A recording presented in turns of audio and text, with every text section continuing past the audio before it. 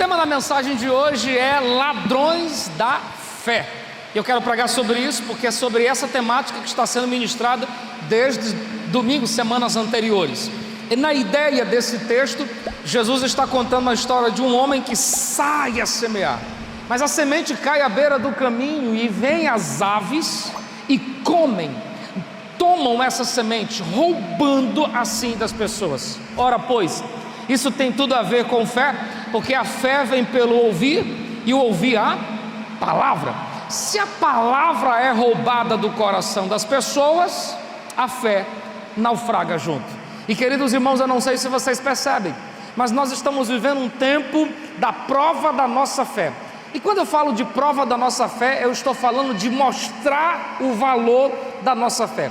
Até porque já diz o apóstolo Pedro que como fogo é para o ouro, as provações são para a nossa fé. Quanto mais provados somos, mais revelamos a fraqueza ou a firmeza da nossa fé. Eu preciso contrariar alguém que esteja chegando a dizer assim: pastor, os muitos problemas me fazem perder a fé. Não. Problema não faz ninguém perder a fé. Problema revela a sua fé.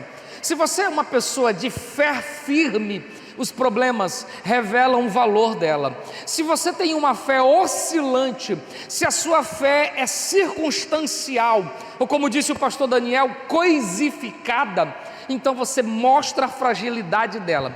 É como uma planta que tem raiz. Quando o vento bate forte, quando as tempestades, as chuvas batem contra essa planta, ela não cai porque ela está enraizada. Mas uma planta não enraizada, facilmente os ventos arrancam, facilmente ela morre. Então, se você perdeu a fé por causa dos problemas, é porque você na verdade não sabia que você não tinha nem tinha fé. Isso é possível, pastor? Claro. Lembra que quando Jesus acalma a tempestade, ele olha para os seus discípulos e disse: ainda não tendes fé? Eles estavam com Jesus, eles viram o que Jesus fez, mas a sua fé ainda não havia brotado, não era uma fé firme e constante. E nós estamos vivendo dias de aflição, seja de enfermidade, sejam de problemas financeiros, sejam de conflitos conjugais, sejam de situações quaisquer que estão provando o valor da fé de muita gente. E muita gente está naufragando na fé. Por isso, eu quero te convidar a pensar sobre quais as coisas podem fazer roubar a sua fé. Se os problemas não naufragam, não roubam a minha fé, então quais coisas, pastor? Eu quero tomar como base um homem que soube muito bem o que é passar aflição. O que você passou na frente desse homem se compara a quase nada. Seja qual for a dor, seja qual for a adversidade diante desse homem, sua fé, seu problema é coisinha, é pequenininho. Eu estou falando de Jó.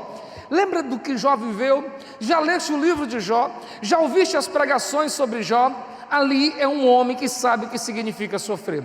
E é no sofrimento de Jó que eu descubro o valor da fé que tinha, mas também vejo ladrões querendo roubar a sua fé.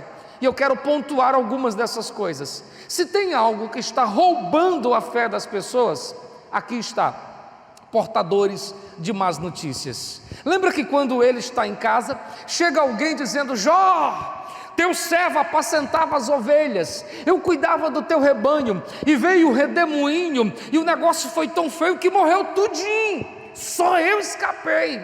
Ele mal termina de digerir essa informação, quando o outro entra pelo quintal dizendo: Jó, eu estava cuidando dos teus camelos, eu estava lavrando, eu estava fazendo isso, e um após outro está entrando para trazer más notícias. O coração dele já está para sair pela boca, quando alguém entra e diz assim: Jó, eu estava no banquete com os teus filhos, e veio uma situação e derrubou o alpendre da casa, e todos morreram, só eu fiquei. Queridos, dá para você imaginar que numa manhã só, você receber um monte de notícias assim? Pois bem, eis aqui o que eu posso chamar de ladrões da fé. Se tem algo que está roubando a fé das pessoas, são as notícias ruins. Portadores de más notícias tendem a roubar a sua fé. Então a minha pergunta é: você tem andado com quem? Porque se você anda do lado de quem só transmite coisa ruim, sua fé tende a naufragar. Se você anda do lado de pessoas que só vê problema, nunca enxerga o lado positivo das coisas, ele não tem uma perspectiva positiva, ele só vê desgraça, miséria, problema, ele enxerga problema em tudo. E aí eu faço minhas palavras de uma postagem: o problema não é se chove, o problema não é se faz calor, o problema não é se fecha ou se abre, o problema é o coração do murmurador. E se você está perto de pessoas murmuradores, cuidado, eles podem roubar a sua fé. Más notícias estão minando a esperança das pessoas. Eu já contei isso e vou contar outra vez. Na pandemia que brotou-se no ano de 2019, eu tomei uma decisão de não assistir, não ficar na frente da televisão. Guardei o meu coração disso e passei 2020 na ativa, cuidando, trabalhando, ajudando e assistenciando pessoas. Mas em 2021 eu comecei a me informar mais, porque era muita coisa, as pessoas iam falar. Eu falei: deixa eu assistir aqui. E comecei a sentar em frente à TV para ver variante 1, variante 2, onda 3, onda 4, era tanta onda. Sabe o que aconteceu? Mesmo seu pastor sendo um conhecedor da palavra, eu comecei a sentir alguns tremores no coração, comecei a perceber algumas coisas que começaram a me deixar apreensivo. E aí, o resultado disso, minha fé começou a ficar em xeque. Volta e meia eu começava a pensar algumas coisas. Ninguém é de ferro que fique em pé diante de más notícias que batem todos os dias. Ninguém é homem o suficiente para ficar aqui dizendo: pode dar pancada, eu vou aguentar para sempre. Seja racional e inteligente. Ou você para de alugar o teu ouvido para isso, ou você vai perder a sua. Com que você está andando? Pai, eu estou com um problema no casamento, pastor, e estou quase largando meu esposo, quase deixando minha esposa. Aí vai ver com quem está andando, vai ver as companhias, vai ver as pessoas com quem se senta. Besteira, casou, larga coisa. Ladrões da fé. Pai, eu estou enfrentando um problema de saúde, doença que está aqui me apertando volta e meia, e eu estou achando que eu vou morrer. Vai ver quem são as coisas, quais são as coisas que está ouvindo. É normalmente assim: alguém chega, está sentindo o quê, Paulo? Rapaz, uma dorzinha. Conheci alguém que era mais ou menos assim, com 15 dias ele morreu. Existe uma fobia, que eu não recordo aqui o nome, que a pessoa sente tudo que os outros sentem. Hipocondria. A mania da doença. Eu vou conversar com a Nica, eu estou dando aqui exemplo. Aí a Nica começa a falar: pastor, você acredita? Olha, eu sinto umas coisas aqui na cabeça, e começa a descer. Eu sinto a mesma coisa. Mas pastor, também aqui no pé está um negócio. Rapaz, é muita coincidência, eu sinto a mesma coisa. E se não sentiu, 2 dias depois, é igual o que a Nica falou. Você sabe o que é isso? Notícias más roubando sua fé. Elas entram no seu subconsciente, e na hora da adversidade, sua fé foi substituída por isso. É por esta razão que Jesus está falando que a semente está sendo roubada pelas aves. Esta ave nem necessariamente precisa ser o diabo. Esta ave pode ser o seu vizinho. Esta ave pode ser o seu amigo. Esta ave pode ser o seu companheiro de trabalho. Esta ave pode ser alguém que senta contigo todos os dias, e se você não tomar cuidado, você vai morrer perdendo a fé. E um homem que perde a fé, não lhe sobra mais nada, porque já disse o apóstolo ao escrever Hebreus: sem a fé não dá para agradar a Deus, não dá para caminhar com Deus, porque a vida com Jesus é de fé em fé. O justo vive pela fé. Então cuidado, porque uma das estratégias para roubar a sua fé são más notícias. Vocês perceberam que volta e meia alguém perguntava: e seu irmão? E seu irmão? E seu irmão? E mesmo sabendo que o quadro dele estava grave, eu não andava compartilhando, porque tem gente que quer saber para orar, mas tem gente que quer saber só para sair comentando. Cuidado, não conte seus problemas para todo mundo. Cuidado, não abra seu coração para todo mundo. Cuidado, não bote na sua mesa todo mundo para sentar e tomar café com você, porque esta pessoa pode ser um ladrão da sua fé. Jó recebe notícias assim, o coração fica em choque. Quem aqui não fica? 10 pessoas mortas numa sala, seus filhos, perdeu riqueza, perdeu as criações, tudo que ele passou uma vida inteira está se esvaindo entre o dedo. E ele revela agora o segundo ladrão da fé, quando ele disse: o que eu mais temia me aconteceu. Eis aqui o segundo ladrão da fé: o medo. O medo tem sido um ótimo recurso para fazer as pessoas perderem a fé. Porque o medo, embora seja natural, seja próprio da nossa natureza, somos tendenciosos a sentir, é normal. O medo faz parte da sua sociologia, nós nascemos com isso. Só que esse medo está ganhando força dentro das pessoas, a tal ponto de roubar delas aquilo que elas mais sabiam, a tal ponto de roubar das pessoas a noção de algumas coisas. Como você sabe, o seu pastor já pegou Covid, e todos os sintomas o seu pastor sentiu. Minha esposa e meu filho estão aqui para confirmar isso. E numa das noites, eu deitado, estava dormindo num quarto separado, eu comecei a pensar: meu Deus, febre, tontura, distúrbios intestinais, tudo isso eu já senti. Já imaginou se desse falta de ar em Barroquinha, que não tem estrutura para isso, os hospitais tudo lotado? Isso não vai acontecer não. 10 minutos depois, comecei a faltar o fôlego. Me levantei e disse: pare com isso, minha alma, se aquiete. O fôlego de vida quem sopra aqui é Deus.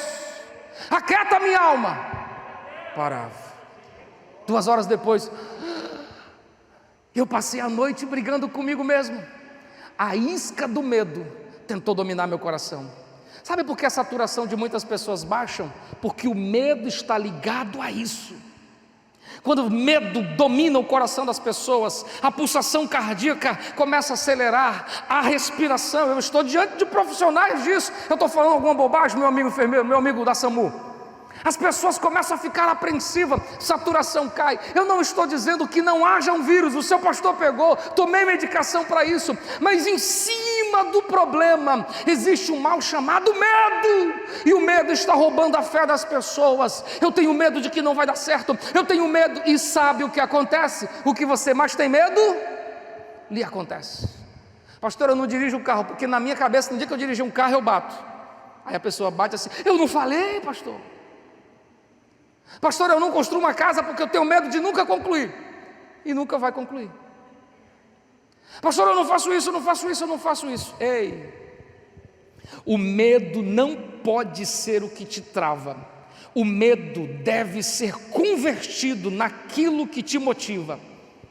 Eu estava em Fortaleza pregando na igreja de um amigo e terminei de pregar, eles nos levaram para comer em um lugar, e nós estamos aqui sentados na mesa, e uma criança de 3 anos estava atrás subindo um alambrado. Era um alambrado simples de 1 metro e pouco, e a mãe que estava sentada à mesa dizia: não suba.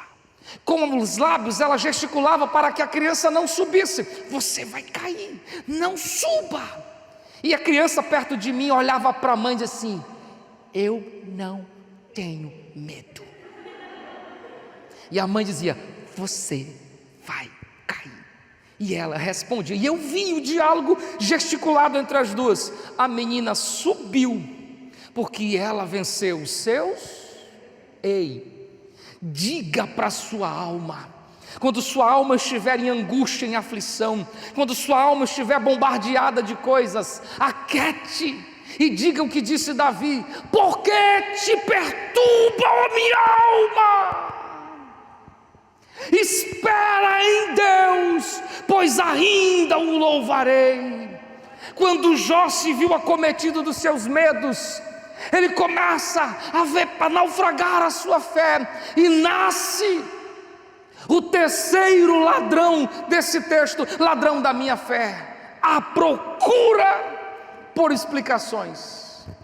Ele começa agora a perguntar: Deus, o que foi que eu fiz? Me conte, aonde foi que eu errei? Aponte-me para que eu possa me reparar. E ele passa capítulos e mais capítulos procurando uma justificativa. Isso é muito perigoso, queridos. Eu sei que nós somos seres racionais e gostamos das coisas definidas. Por que 2 mais 2 é 4? Isso é normal. Só que existem coisas que você não vai ter resposta nunca. Como entender uma mãe que ora por um filho, que chora, que geme pelo filho, e ver as coisas saindo pela culatra, pelo caminho diverso, o contrário do que orou? Como entender alguém que chorou, fez campanha pela cura de um enfermo, e agora ele está sepultado? Como entender? E aí existem coisas que não se explicam, e se você ficar procurando explicações, você tende a naufragar na sua fé. Já dizia Deuteronômio: as coisas ocultas pertencem a Ele, as reveladas a nós. Existem coisas que só na eternidade nós vamos entender. Existem coisas que só na eternidade, se nós víssemos as coisas como Deus vê.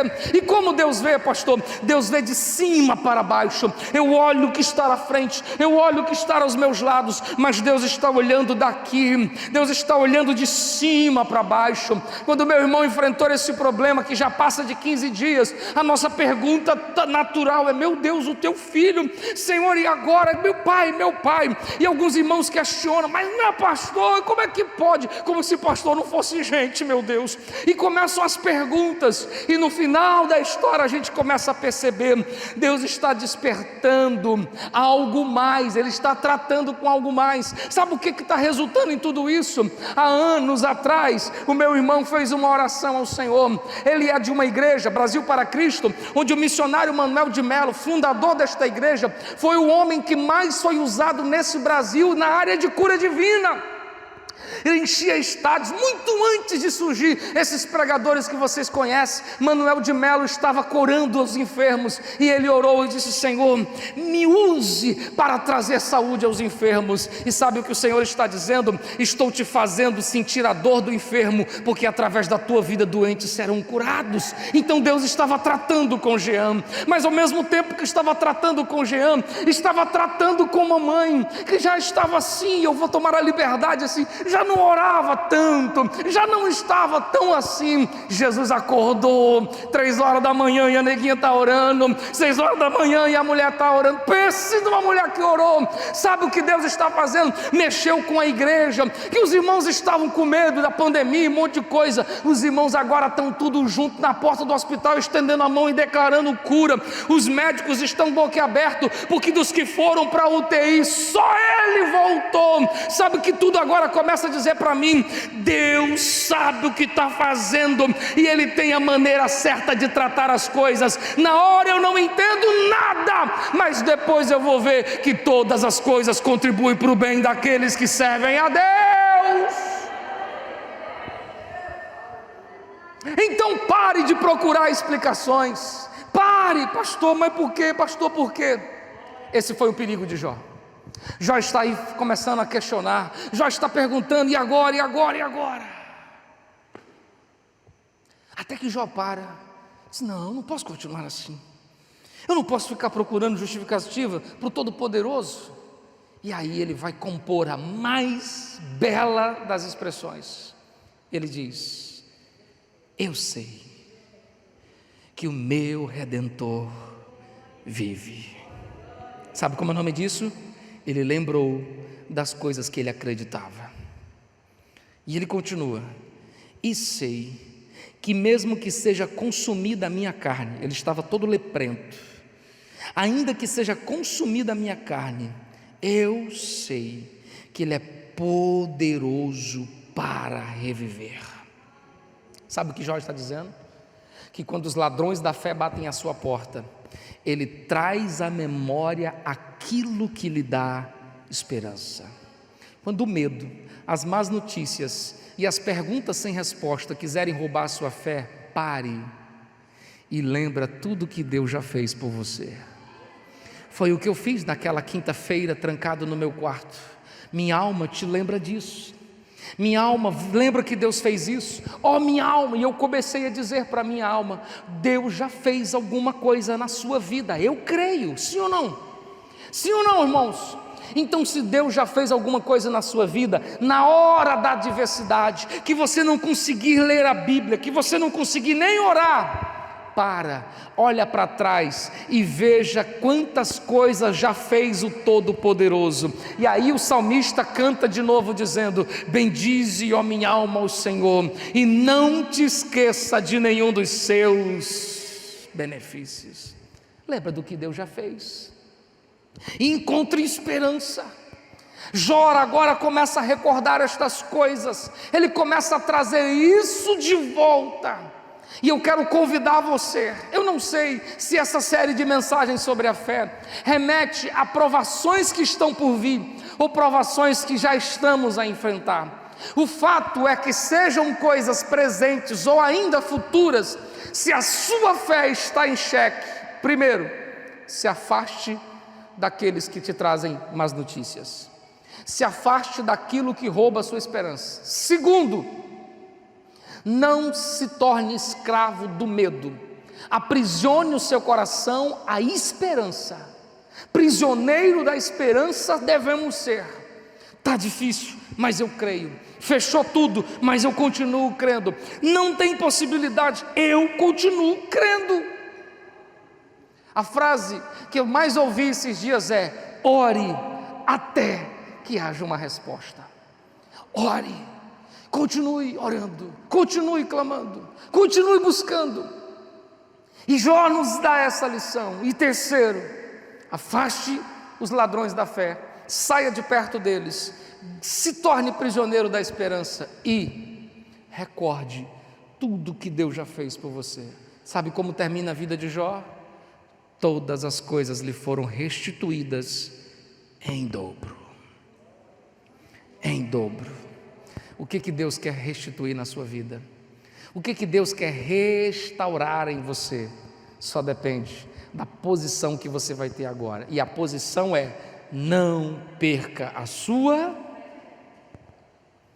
Até porque, irmãos, em Efésios no capítulo 6 está escrito assim: tomai a armadura de Deus, para que possais resistir o dia mau, e tendo suportado tudo, ainda ficar firme. Talvez você esteja num dia mau agora, então tome a armadura de Deus para ficar firme. E entre as armaduras de Deus, o versículo diz: embraçando o escudo da fé, com o qual podeis apagar os dardos inflamados do maligno. O diabo está atirando os seus dardos, mas é embraçado na minha fé, agarrado a este escudo, que eu vou vencer e quebrar os dardos inflamados do maligno. Não acredite só quando as coisas estiverem dando certo, continue crendo quando as coisas não derem certo. Não acredite quando tudo estiver favorável, continue acreditando mesmo quando as coisas não forem favoráveis, porque os que vão ficar de pé são aqueles que podem perder tudo, mas não perdem a sua. Fique de pé. A pergunta de Jesus é intrigante, e em Lucas 18 ele diz: quando eu voltar, acharei fé na terra? Quem perguntou isso foi Jesus. Tem fé aí nesse coração? Jesus pode encontrar fé aí? Cuidado, os ladrões estão querendo roubar isso de você. Lute, porque se existe algo, aquilo que nos garante a vitória é a nossa fé. Fé em Deus. João 14: não se turbe o vosso coração, credes em Deus, credes também